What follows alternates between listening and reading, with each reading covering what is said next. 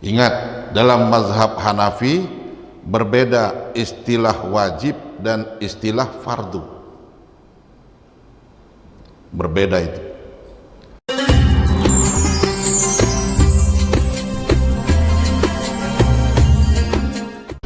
Assalamualaikum warahmatullahi wabarakatuh. Alhamdulillahirabbil alamin wassalatu wassalamu ala asyrafil anbiya'i wal mursalin wa ala alihi wa ashabihi ajma'in, amma ba'du. Ibu-ibu dan bapak-bapak, para jamaah Masjid Nurul Iman dan jamaah salat subuh, hadanallahu wa iyyakum ajma'in wa rahimakumullah. Alhamdulillah, kita telah menunaikan salat subuh berjamaah. Insyaallah kita mendapatkan keutamaan salat subuh yang kita lakukan berjamaah pagi hari ini. Sebagaimana hadis Rasulullah, man shalla subha fi jama'atin ka'annama salata lailata kullah. Barang siapa yang salat subuh berjamaah, maka dia mendapatkan keutamaan sebagaimana orang yang salat malam semalam suntuk. Susah kan mau salat malam semalam suntuk? Nah, penggantinya salat subuh berjamaah ini. Mudah-mudahan ibadah kita diterima oleh Allah Subhanahu wa taala. Amin ya rabbal alamin. Pada subuh ini pengganti besok, karena besok saya harus keluar kota, sehingga kajian fikih subuh Sabtu ini dan kajian hadis sudah kita laksanakan tadi malam. Subuh ini mengingat ada beberapa pertanyaan, baik langsung maupun tidak langsung, tentang satu masalah dalam taharah, yaitu masalah jabirah. Jabirah itu satir, penutup, jarih. Jarihah itu luka. Jadi bagaimana cara kita bertaharah ketika badan kita terkena luka, kemudian ditutup dengan penutup, apakah dia semacam perban atau yang lain-lainnya. Bagaimana cara berwudunya, bagaimana cara mandinya. Maka kita akan bahas pada subuh ini, dan kita akan pelajari bagaimana pendapat para mazhab tentang hal ini. Pertama, seperti biasa, kita menggunakan kitab fikih Taqriratus Sadidah yang dikarang oleh Imam Hasan bin Ahmad bin Muhammad bin Salim Al-Kaf. Kemudian untuk menyempurnakan penjelasannya, saya menggunakan Fiqhul Islam wa Adillatuhu oleh Profesor Wahbah Zuhaili dari Damaskus, Syria. Kalau takrir, kitab Taqriratus Sadidah ini asli kitab ulama Syafi'i, jadi mazhabnya mazhab Syafi'i. Tapi Fiqhul Islam wa Adillatuhu itu membahas semua mazhab, terutama mazhab yang 4. Nah, pada subuh ini kita akan lihat bagaimana pandangan para mazhab terhadap hukum mashul jabir, mengusap perban ketika kita terkena luka. A'udzubillahi minasyaitonirrajim. Bismillahirrahmanirrahim. Qala al-musannifu rahimahullah wa nafa'ana bihi wa 'ulumihi fi dharaini amin ya rabbal alamin. Ada dua dalil yang digunakan oleh para ulama secara khusus, ini dalil khusus berkenaan dengan hukum mashu alal jabairi, mengusap di atas penutup luka atau perban. Dalil yang pertama secara khusus yaitu hadis yang diriwayatkan oleh Imam Ali bin Abi Thalib. Hadis ini diriwayatkan atau dikeluarkan oleh Ibnu Majah, Daraqutni dan Baihaqi. Bunyi hadisnya,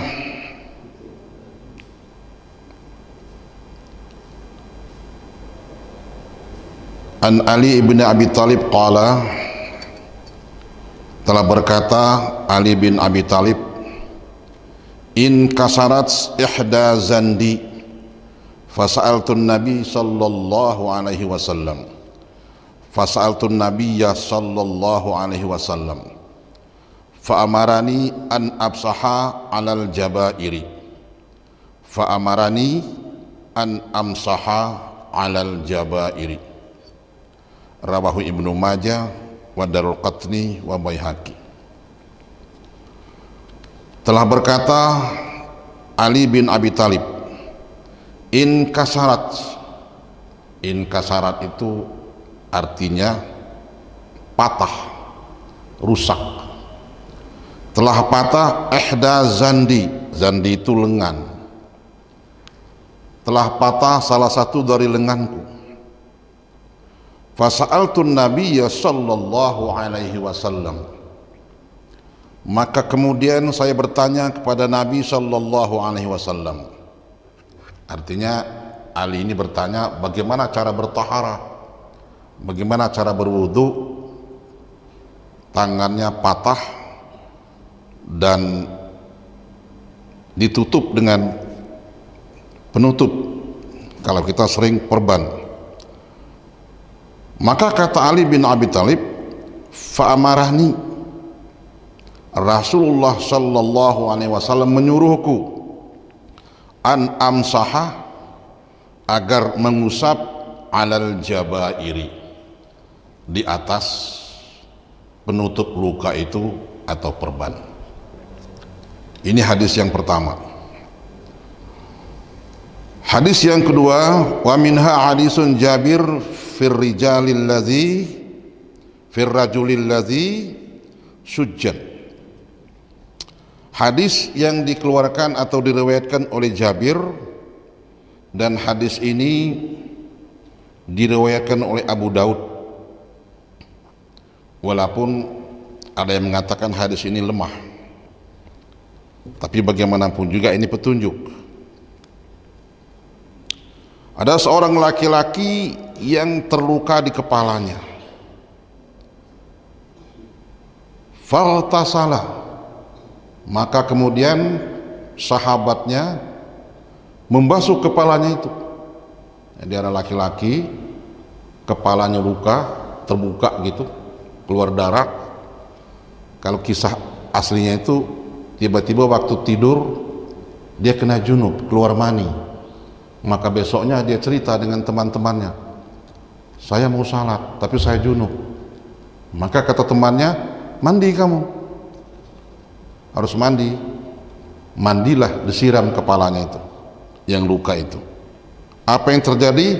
Famata, maka laki-laki itu mati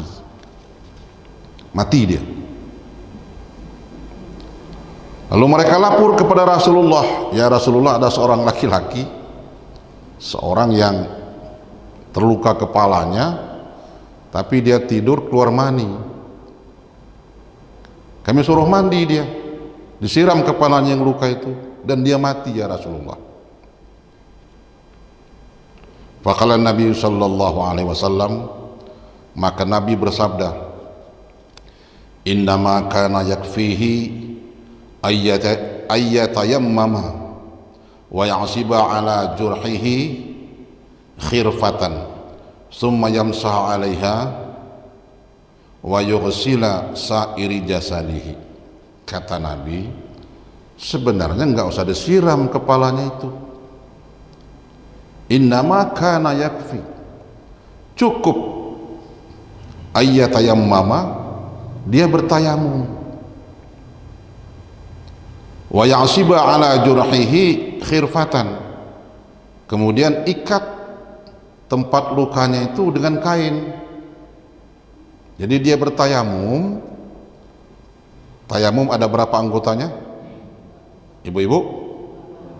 4. 2. Apa? Wajah dan tangan. Kan nggak kena kepalanya kan? Nggak kena kepalanya. Kata Rasulullah nggak perlu disiram sebenarnya. Cukup dia bertayamum, kemudian tempat yang luka itu diikat dengan kain.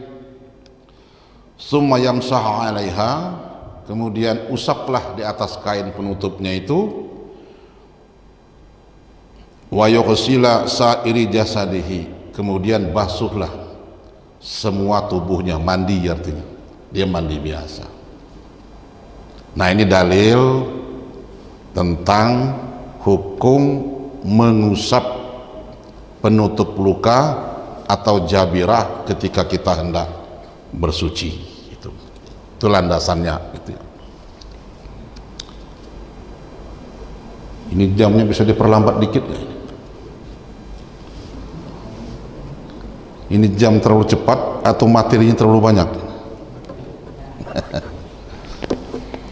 Nah, ibu-ibu, bapak-bapak, para jamaah sekalian, membicarakan masalah jabirah, perban ini, kalau kita lihat dari pandangan beberapa mazhab, terutama 4 mazhab, mazhab Hanafiyah, mazhab Malikiyah, mazhab Syafi'iyah, dan mazhab Hanabilah atau mazhab Hambali.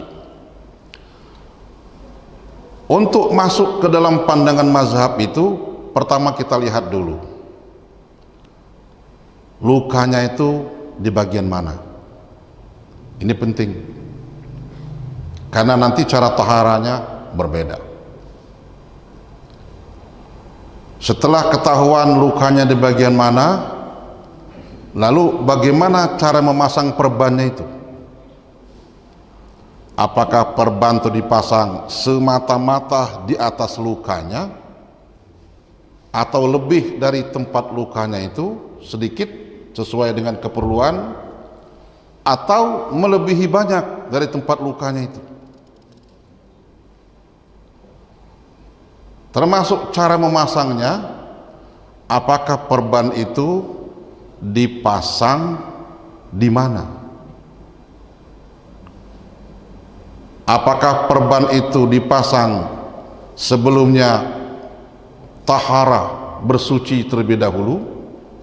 Apakah mandi wajib kalau dia junub, ataukah dia wudhu kalau berada kecil, atau tidak? Inilah yang menjadi latar belakang penetapan hukum mashu 'alal jabairi, membasuh di atas perban itu. Yang pertama,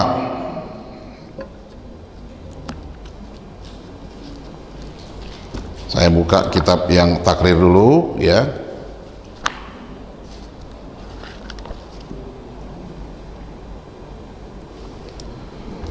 Yang pertama, kata mazhab Imam Syafi'i, iza kana satirul jabiratu fi udwi minal a'dha'it tayammumi al-wajhu aw yadaini yajibu alaihil qada'u mutlaqan. Jadi kata mazhab Syafi'i, kalau tempat luka itu ada di anggota tayamum, di muka, wajah, atau di salah satu kedua tangan atau kedua-duanya, yajibu alaihil qada'u mutlaqan, maka mutlak harus diulang salatnya itu. Apapun cara berwuduknya, apapun cara mandinya, kalau tempat luka itu berada di anggota tayamum, maka dia harus diulang.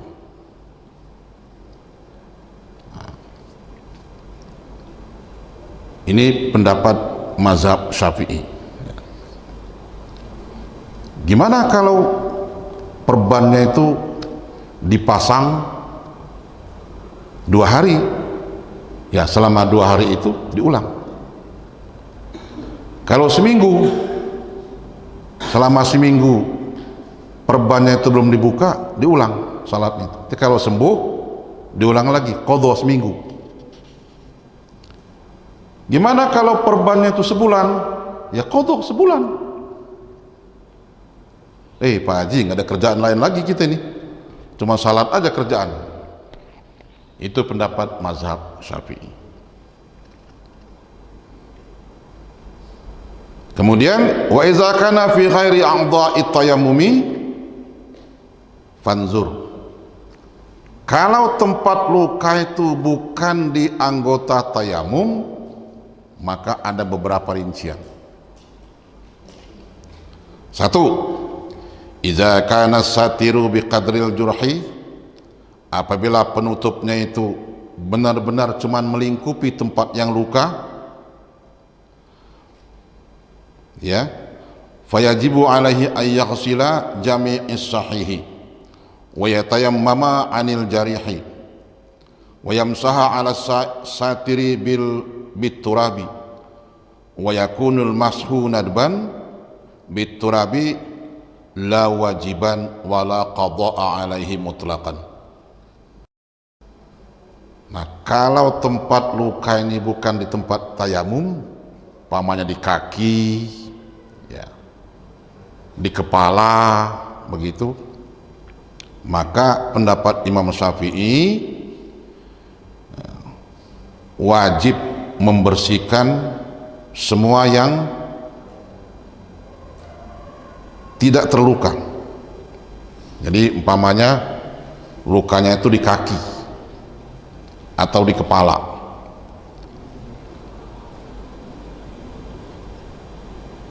dengan catatan perbannya itu tidak berlebih-lebihan, hanya betul-betul di tempat yang luka, ya. Maka semua tempat yang tidak terkena perban itu diwudui.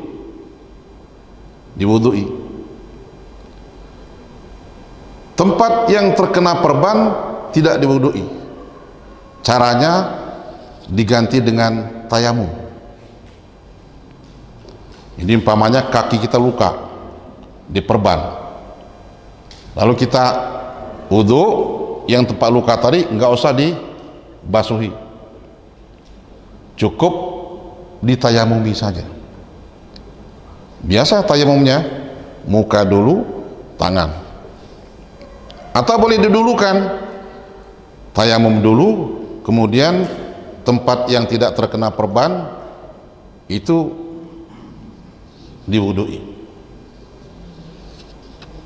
Kalau perbannya itu tidak berlebih-lebihan, sunnah hukumnya diusap atasnya.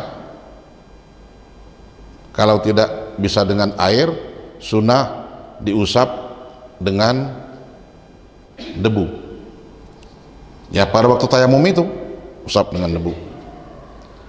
Boleh salat, sah salatnya itu.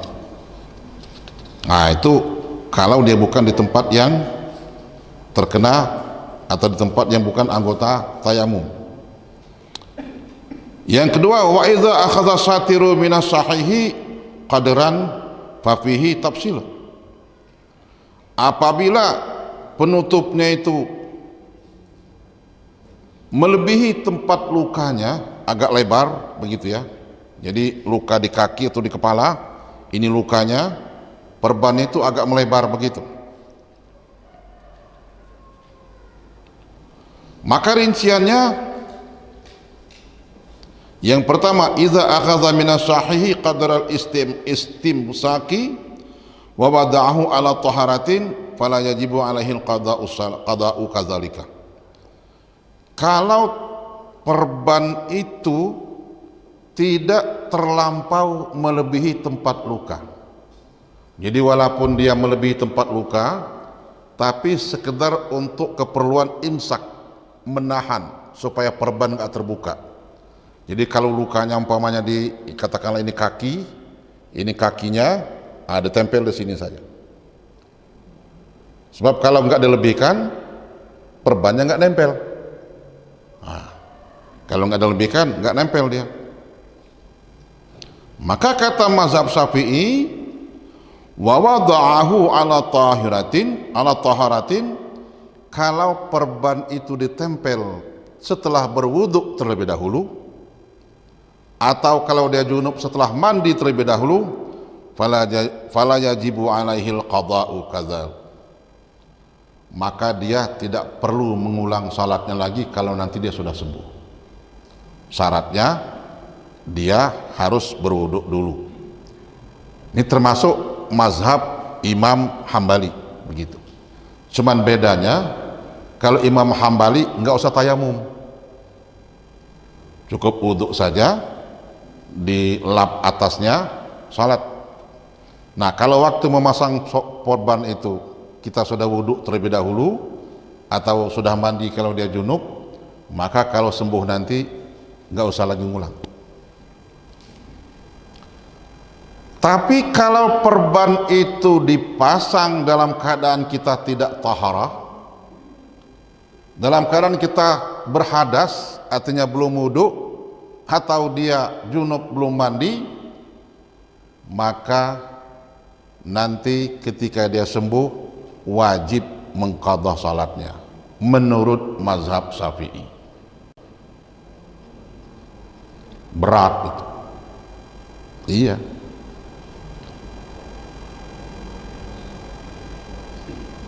Termasuk menurut mazhab Syafi'i dan mazhab Hambali, kalau perban itu menutupi tempat yang tidak luka tapi melebihi banyak. Ini kaki, tempat luka di sini, lalu perbannya itu panjang sini atau dililitkan begitu. Sebenarnya cukup di sini saja menutupinya itu. Tapi oleh yang memasang perban ini dilebihkan banyak.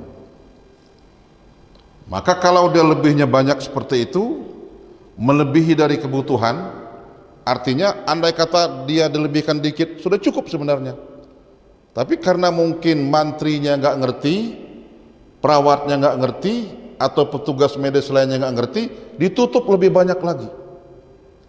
Maka kata Imam Syafi'i, kata mazhab Syafi'i dan mazhab Hambali, mau dipasang tidak wuduk dulu atau mau dipasang wuduk dulu, tetap harus mengulang salatnya.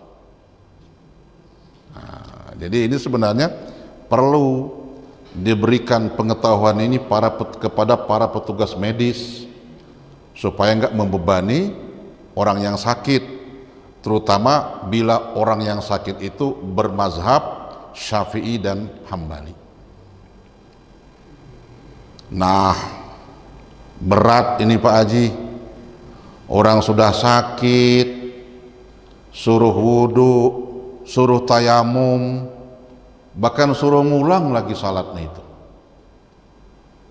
Gimana caranya ini? Saya kan mau beribadah ini, sedang sakit, tapi kalau berat begini susah. Ada yang lebih ringan, antara lain mazhab Hambali, tidak perlu bertayamum, luka di kaki di sini, kemudian ditempel, kemudian wudhu, dilap-lap saja, lalu salat, cukup. Tetap saja menurut mazhab Hambali juga, kalau perban itu dipasang tidak dalam keadaan suci terlebih dahulu, dia harus qadha. Tapi kalau dia pasang setelah suci, tidak perlu qadha. Berat juga Pak Haji, sudah sakit, sembuh bukannya istirahat, suruh qadha lagi. Nah, kalau masih berat, ada keringanan lagi, ikut mazhabnya Hanafi dan mazhabnya Maliki. Maka kalau mazhab Hanafi dan mazhab Maliki, Yang penting sudah wudhu, kemudian di atas pembalut lukanya itu dilap dengan air, tidak perlu tayamum. Mau dipasang perban itu wudhu dulu atau tidak wudhu dulu, tidak perlu mengqadha salatnya ketika dia sudah sembuh. Nah, ini pendapat mazhab Hanafi dan mazhab Maliki. Terus gimana Pak Haji bagusnya? Tergantung kemampuan kita masing-masing. Kalau kita memang pengikut mazhab Syafi'i dan kuat mengamalkannya, amalkan. Wudu, tayamum. Kalau perban dipasang sebelum wudu, nanti qadha lagi. Tapi kalau sudah wudu, nggak perlu lagi.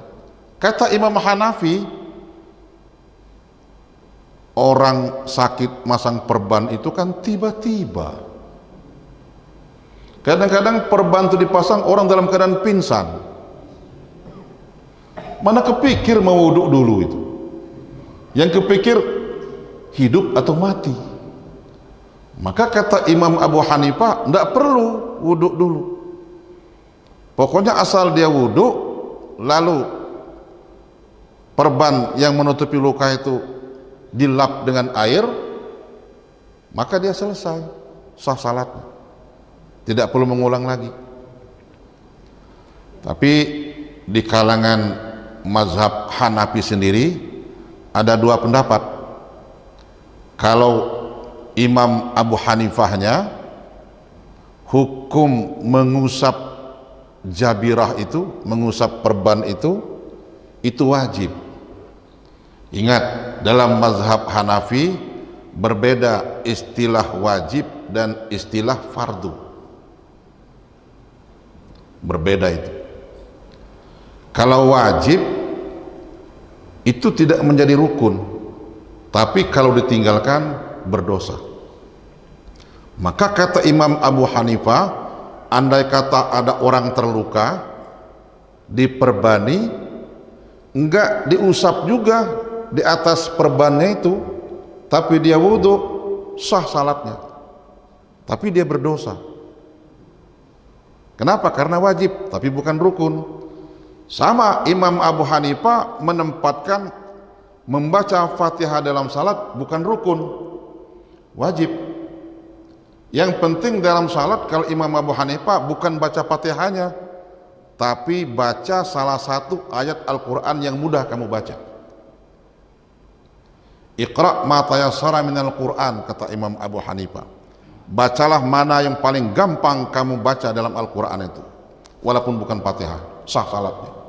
Cuman orang ini berdosa, tapi salatnya sah. Nah, itu bedanya imam yang lain dengan Imam Abu Hanifah. Antara wajib dengan fardu berbeda. Kenapa Imam Abu Hanifah tidak memfardukan? Karena menurut Imam Abu Hanifah, hadis Ali bin Abi Thalib itu hadis ahad. Itu yang meriwayatkan cuman Ali, cuman satu jalur. Sedangkan Abu Hanifah itu memfardukan sesuatu hukum kalau dalilnya dalil qat'i, dalilnya dalil Al-Quran. Kalaupun hadis mutawatir, hadis yang banyak sahabat meriwayatkannya. Sedangkan ini cuma Ali sendiri. Maka Imam Abu Hanifah tidak menghukumi fardu mengusap jabirah itu. Tapi ada murid beliau, santrinya, dua orang, satu namanya Muhammad, Imam Muhammad, satu bernama Imam Abu Yusuf. Ini santri beliau, muridnya.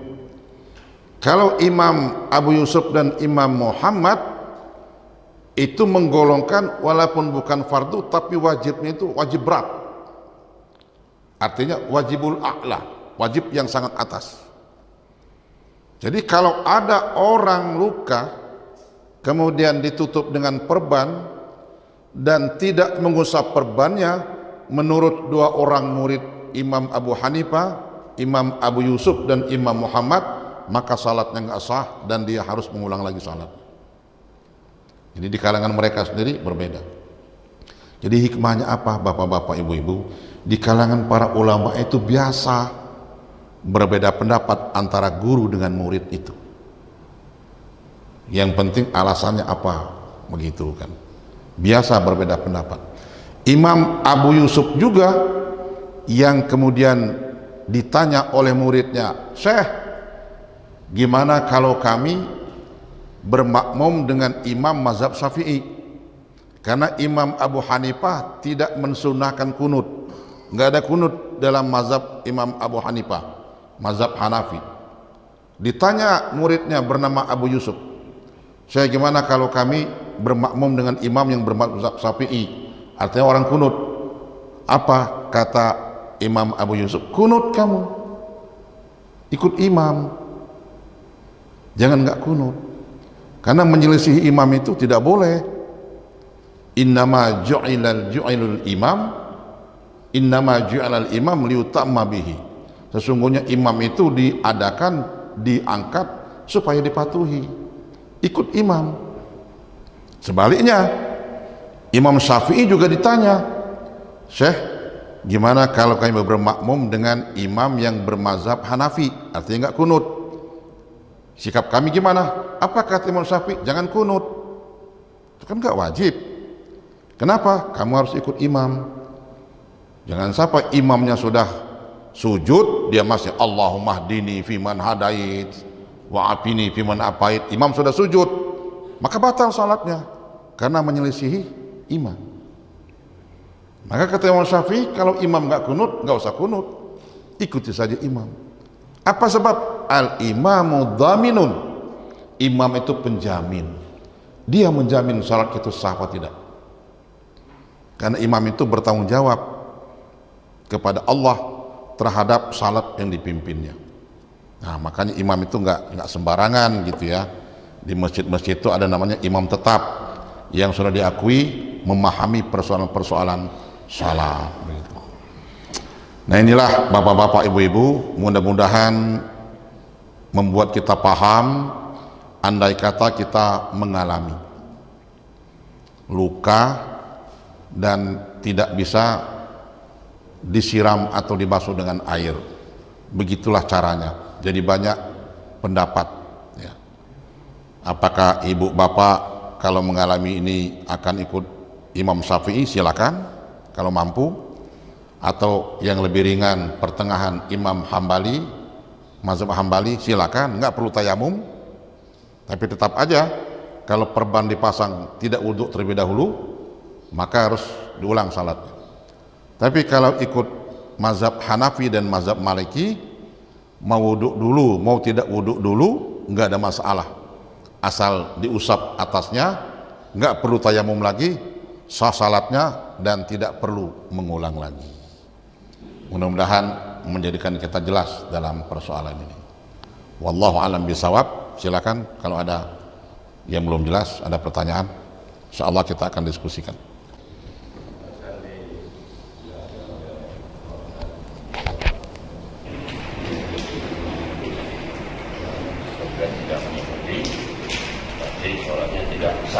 Ya. Yang tadi dibicarakan Ya. Itu tandanya mengikut imam itu aku mengangkat tangan atau hanya dalam hati atau bagaimana? Oh. Jadi setiap makmum salat berjamaah wajib mengikuti imam, sebab imam itu didirikan untuk diikuti. Tapi yang diikuti itu adalah rukun kaulinya, rukun fi'linya. Adapun sunnah-sunnah yang tidak masuk rukun kauli dan rukun fi'li itu tidak membuat salatnya tidak sah. Contoh, nunjuk. Nah, nunjuk ini kan bukan rukun, ini sunnah. Kalau Imam Hanafiyah, nunjuk itu diangkat telunjuk ketika kita mengucapkan kalimat la asyhadu an la ilaha sampai ke illallah turun. Nah, itu kan. Kalau Imam Malik dari awal diangkat, digerak-gerakkan ila yamini wa shimali, ke kanan dan ke kiri, begini. Kalau Imam Hambali diangkat setiap menyebutkan lafaz Allah Jalallah. At-tahiyyatul mubarakatuh salawatu thayyibatu lillah. Assalamu alayka ayuhan nabi wa rahmatullahi wa barakatuh. Assalamu alayna wa ala ibadillahi salihin. Asyhadu an la ilaha illallah. Itu maka orang begini-begini. Kalau Imam Syafi'i itu diangkat ketika mengucapkan kalimat illallah.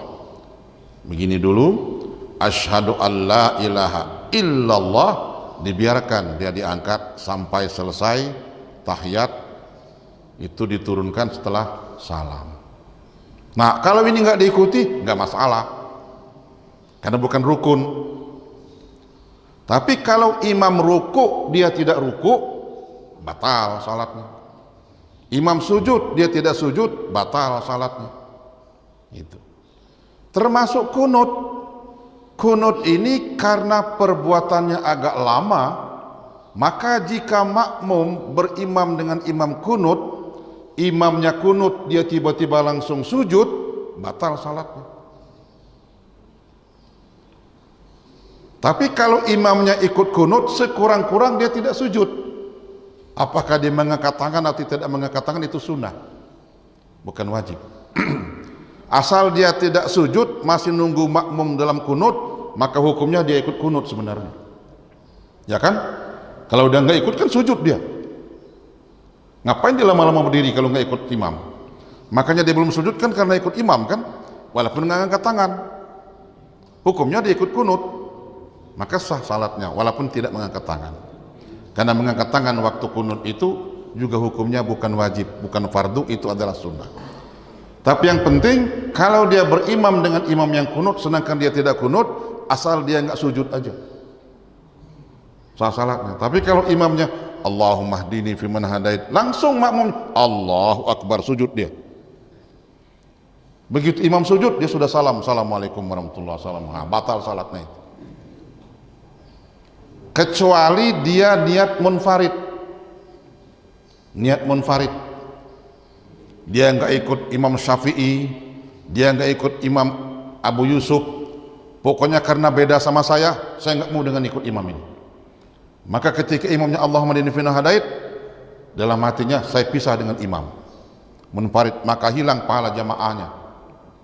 Dia salat sendirian, dia nggak perlu nunggu imam. Sama dengan ketika imamnya salah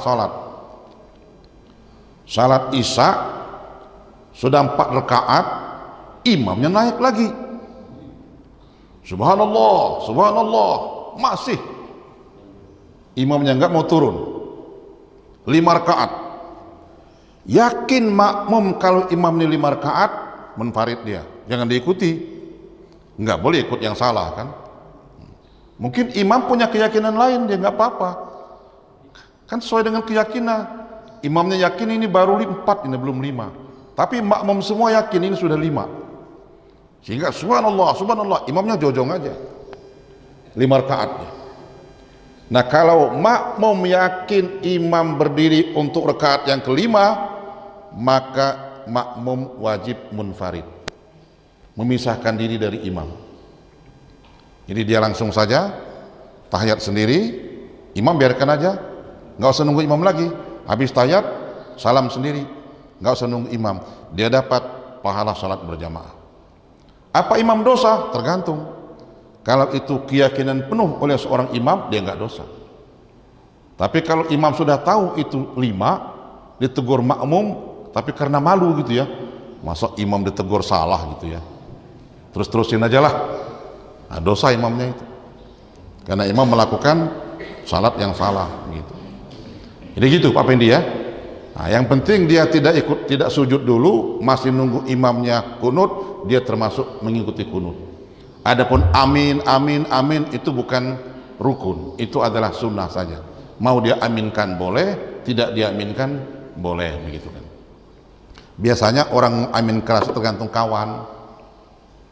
Kalau kita salat bersama-sama, kata imamnya Allahumma hdini fiman hadait, nggak ada yang amin, diam dia. Tapi kalau semua amin, amin juga lah, masa orang amin semua saya nggak amin gitu kan, walaupun masa sengketa sampai sekarang. Baik, yang lain Pak Nawawi, Silakan. Mengenai wajib dan fardu hanya berbeda. Kita awam ini kalau dia wajib dengan pengertian yang sama, tapi setelah tadi itu mungkin ada ulaya-ulaya terkait dengan itu, kenapa wajib dan fardu berbeda. Mohon penjelasan. Ya. Yang membedakan hukum wajib dan hukum fardu itu Imam Abu Hanifah. Jadi hanya mazhab Hanafiyah. Kenapa ada beda? Kalau fardu itu sama dengan rukun untuk mazhab-mazhab yang lain, tapi kalau wajib tidak, gitu ya. Wajib itu harus dilakukan, wajib hukumnya kalau tidak berdosa, tapi ibadahnya sah. Cuman dia berdosa, wajib, tapi tidak membuat ibadahnya tidak sah. Nah, itu bedanya Imam Abu Hanifah dan para ulama Hanafiyah membedakan wajib dengan fardu. Imam yang lain enggak. Imam yang lain kalau wajib ya sama dengan fardu, itu imam yang lain ya. Kenapa Imam Abu Hanifah membedakan antara wajib dengan fardu? Sebab menurut Imam Abu Hanifah fardu itu harus berdasarkan dalil qat'i. Qat'i itu artinya dalil yang mantap, dalil yang kuat. Dalil yang kuat itu apa? Al-Quran. Kalaupun hadisnya mutawatir. Artinya mutawatir itu hadis yang memang disepakati oleh seluruh ulama. Banyak yang meriwayatkan hadis itu. Banyak sahabat yang meriwayatkan hadis itu. Maka itu bisa menjadi fardu menurut Imam Abu Hanifah. Fardu itu sama dengan rukun. Tapi selama tidak ada dalil Al-Qur'annya, selama tidak ada hadis yang mutawatir, maka kata Imam Abu Hanifah itu tidak fardu, cuman wajib saja. Dalam Al-Qur'an nggak ada perintah baca Fatihah. Maka Imam Abu Hanifah menghukumi baca Fatihah dalam salat bukan rukun. Itu hanya wajib. Yang menjadi rukun baca Quran. Nah, silakan mau ikut mana, gitu kan? Jadi kalau bapak, bingung lah, wajib ada fardu lagi kan? Tahu kita kalau wajib ya fardu gitu kan? Ya udah jangan diikuti, ikut yang lain aja. Kalau Imam Malik, Imam Hambali, Imam Syafi'i, ya nggak ada. Kalau dia diwajibkan berarti dia fardu. Titik. Hanya Imam Abu Hanifah yang membedakan antara wajib dengan fardu begitu. Itu ya Pak Nawawi ya. Wallahu a'lam bishawab. Ya, Pak Soeb. Waalaikumsalam warahmatullahi wabarakatuh. Luka tadi Pak, yang terkait dengan luka menurut Imam Syafi'i, kalau perban itu dipasang sebelum wudu, dia wajib mengqadha salat. Betul begitu Pak. Teruskan pertanyaan. Pertanyaannya satu, kalau sarahnya bagaimana gitu? Apakah ada suatu dalil dalam Al-Quran penjelasan dari Imam Syafi'i ini? Yang kedua, bisa nggak kita nggak usah sholat, kita mengkodok aja? Oh. Itu boleh. Begitu. Ini pertanyaan yang bagus ya, yang jarang ditanyakan. Yang pertama, Pak Soeb ingin bertaklid, berpegang pada mazhab Syafi'i. Itu dulu pertama ya. Maka yang kita cari jawabannya, jawaban Imam Syafi'i, jawaban mazhab Syafi'i. Pertama, pastikan dulu di mana tempat dia terluka itu. Kalau tempat terlukanya itu di anggota tayamum, di tangan atau di muka, maka apapun caranya salat wajib diqadha. Itu mazhab Syafi'i. Ya. Apapun caranya salat wajib diqadha. Mau dipasang perbannya wudhu dulu atau belum wudhu dulu, tetap harus diqadha. Karena tidak memenuhi syarat taharah. Sekali lagi, kalau tempat lukanya itu di bagian anggota tayamum, wajah atau tangan, maka dia wajib diqadha. Nah, itu Imam Syafi'i gitu ya. Pertanyaannya sebelum saya teruskan, ngapain? Sudah jelas mau diqadha, kok salat gitu? Ini kan ngerjain ya. Jelas-jelas nanti kalau sembuh suruh salat lagi, tapi kok lagi sakit disuruh salat malah. Nah, gitu. Ada yang namanya tarkus salah, meninggalkan salat. Salat itu tidak boleh ditinggalkan kecuali perempuan yang dalam keadaan haid atau nifas. Cuman itu yang boleh meninggalkan salat. Selain itu tidak boleh meninggalkan salat. Termasuk ibu-ibu. Ibu-ibu tuh hanya boleh meninggalkan salat kalau dalam keadaan haid atau nifas. Kalau darahnya darah istihadah, darah penyakit, bukan haid lagi, keluar, tetap wajib salat. Ada caranya kan? Gitu. Nah, pertanyaannya, laki-laki haid nggak? Haid? Ada yang pengalaman haid? Laki-laki nifas nggak? Nifas, enggak. Maka sakit tidak boleh menjadi penghalang dia tidak salat. Dia harus salat. Kalau dia tidak salat termasuk tarkus salah. Kasarnya begini, dia sakit. Dia diajarkan oleh para imam, para mazhab. Kalau orang sakit diperban, cara salatnya begini. Wudu, kalau Imam Syafi'i tempat yang tidak boleh kena air diganti dengan tayamum. Tapi kalau Imam Abu Hanifah, Imam Maliki cukup diusap saja. Imam Syafi'i diusap sunat hukumnya. Hambali juga begitu. Ya. Maka dia harus salat. Nanti diqadha. Apa maknanya? Kasarnya, sebelum sembuh dia qaid. Qaid tahu Pak ya? Sebelum sembuh Allah memanggilnya, waktu salat tiba dia enggak salat, dia termasuk tarkus salah, meninggalkan salat. Pernah saya ceritakan, dosa meninggalkan salat itu lebih besar dari dosa orang berzina sama ibunya, kemudian ibunya membunuh anaknya. Itu lebih besar dosa. Maka supaya tidak terkena hukum tarkus salah, dia harus salat. Cuman salat ini sebenarnya tidak sempurna. Kenapa? Tidak tohara dia, tidak suci. Maka ketika nanti dia sembuh, dia sudah mampu berwudu lagi, dia wajib mengqadha salatnya. Menurut imam atau menurut mazhab Syafi'i dan juga mazhab Hambali. Tapi mazhab Hanafi dan Maliki tidak begitu. Nah itu Pak Soeb ya. Jadi pertama lihat dulu.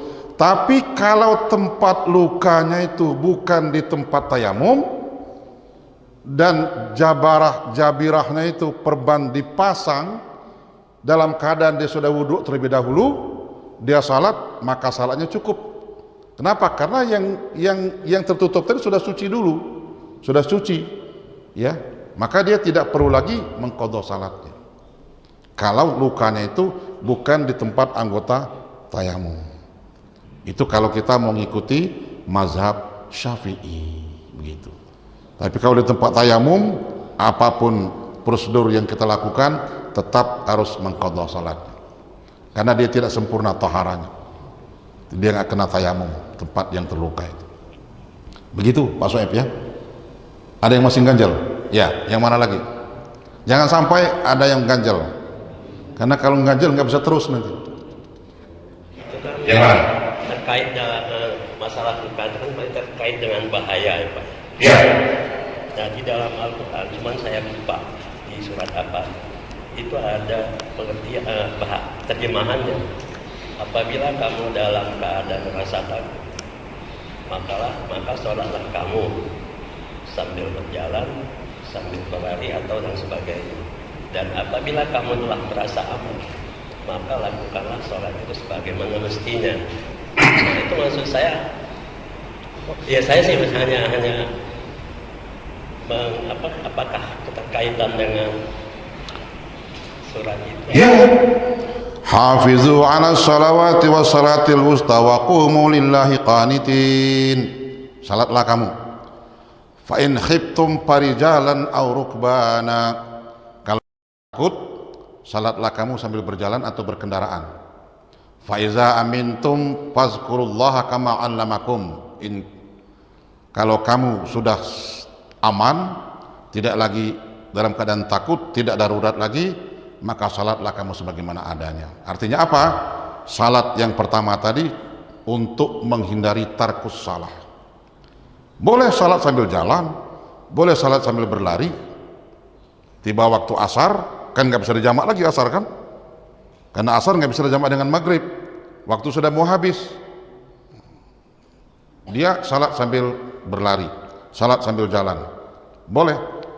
Andai kata belum sempat ketemu maghrib dia mati, dia tidak tarkus salah. Tapi nanti kalau sudah aman, qadha lagi. Betul, itu Al-Quran surah Al-Baqarah. Sama dengan ini ya, Imam mazhab Syafi'i berpendapat karena tempat luka itu tidak membuat kita suci, sebab dia berada di tempat yang harusnya kena debu pada waktu tayamum, maka salatnya itu cuman bihormatil waktu, untuk menghormati waktu saja, supaya tidak tergolong orang meninggalkan salat. Nanti setelah dia sembuh bisa wudhu, diulang lagi salatnya. Kecuali kalau itu di luar anggota tayamum. Kalau perbannya dipasang terlebih dahulu dia wudhu, maka tidak perlu mengulang salatnya. Kenapa? Karena bagian yang tidak kena air tadi sudah suci dulu. Seperti kita memakai khuf. Masih ingat kemarin bab khuf? Ya, masuk ala khuf, ala khuffain, mengusap di atas khuf sama. Syaratnya kita boleh mengusap khuf itu kalau sebelum kita memakainya kita sudah wudhu terlebih dahulu. Nah, batal wudhu nggak usah disiram kakinya, cukup khufnya saja, set satu kali aja, set, udah selesai gitu.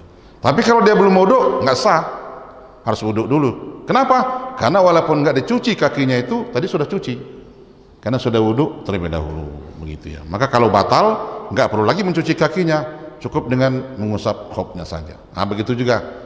Nah, jadi kata Imam Syafi'i, orang khuf aja boleh diusap kalau sudah wudhu dulu, apalagi luka. Nah, itu kira-kira. Maka kata Imam Syafi'i, kalau dia tidak wudhu dulu masang perbannya, wajib diulang salatnya itu.